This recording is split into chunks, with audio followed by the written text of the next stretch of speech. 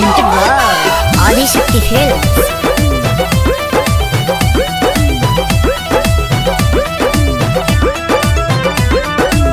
Sunday के सुनो हमार बुक बिया गाड़ी संगही में पापा औरी मम्मी जत बाड़ी। अरे जिया राजा संडे के सुनो हमार बुक बिया गाड़ी संगही में पापा औरी मम्मी जत बाड़ी। बड़ी मशहूर होला ओही जाके शंखा बोला औरी बोली चाही का सुना चूड़ी हरियर काले ओहे रे सवरका पहिरे के नचब छमा छम। चूड़ी हरियर काले ओहे रे सवरका पहिरे के नचब छमा छम।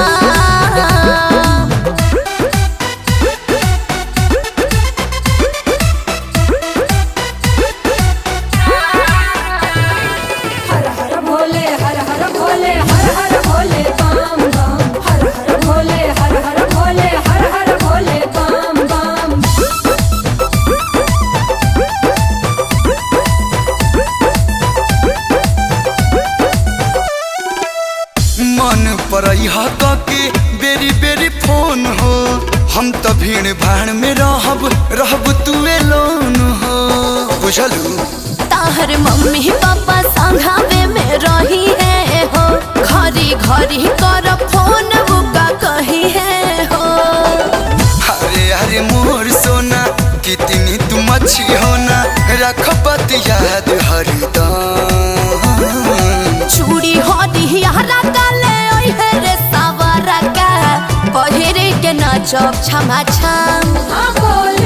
चूड़ी हरिहरा काले ओहे रे सवरका पहिरे के नचब छमा छम।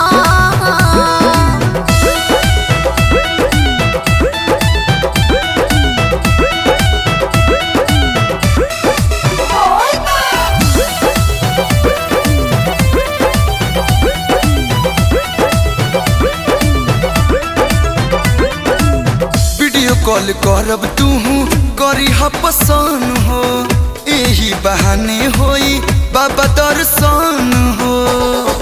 हाँ जुग जुग जियत रहा सही ये कलू अखिलेश तहरे जैसन प्यारे सभा का के भोले बाबा दे। जा जल्दी भेंट होई ना तो हमारा लेट होई दुए दिन दूर रहब। हाँ सुना चूड़ी हरिहरा काले ओहे रे सवरका पहिरी के नचब छमा छम। चूड़ी हरिहरा काले ओहे रे सवरका पहिरी के नचब छमा छम। याद पार के ले लिहा काहे कि तू भूलक करो हवा।